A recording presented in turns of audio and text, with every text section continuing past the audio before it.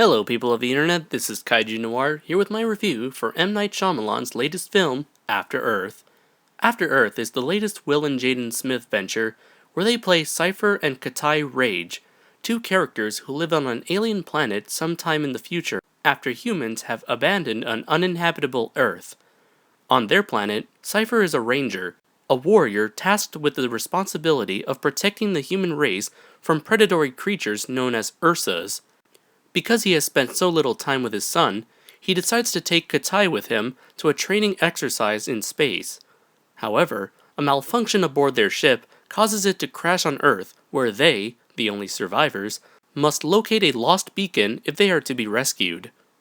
I wasn't sure what to make of this film going in, seeing as how the last couple of M. Night Shyamalan's films have ranged from mediocre to downright terrible.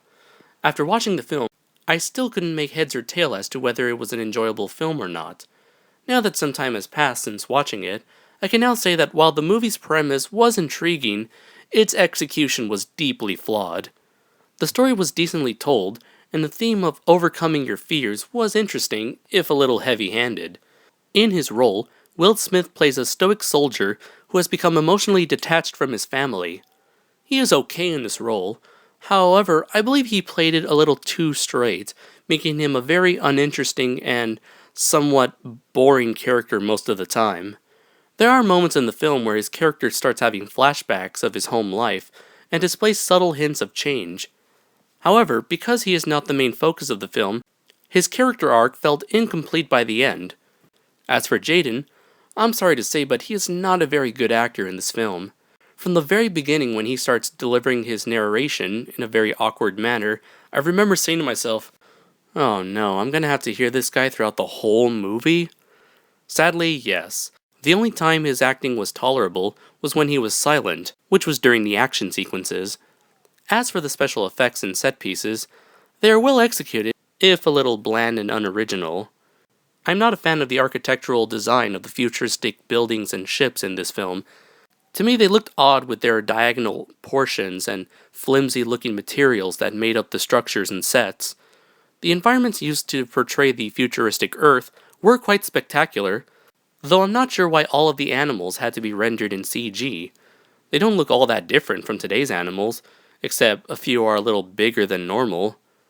And even then, the CG itself isn't all that spectacular. The one part of the film that I really liked was the aforementioned Ursa, a creature that hunts down organisms by detecting their fear. When our protagonists crash and land on Earth, an Ursa that they were carrying gets released. The build-up leading to the eventual confrontation with the creature was very well done, as was the climax. One of the most important elements you need when making a film are actors capable of portraying characters that you would want to root for. With After Earth, you primarily have two characters for the majority of the film, meaning that if they fail to deliver an engaging performance, then the rest of the movie falls with them. This is sadly the case, as you have one actor that is emotionless and unseen for half of the film, and another actor who is whiny, awkward, and just as uninteresting. All of that, plus a runtime of an hour and 40 minutes, makes this a difficult film to sit through. Now, if you really want to watch After Earth, I'd say watch this movie at your own risk, as it isn't really worth your time and money as of now. I believed After Earth really did have a lot of potential. With an incomplete story and uninteresting characters, I have to give After Earth a 2 out of 5. Until next time everybody, take care.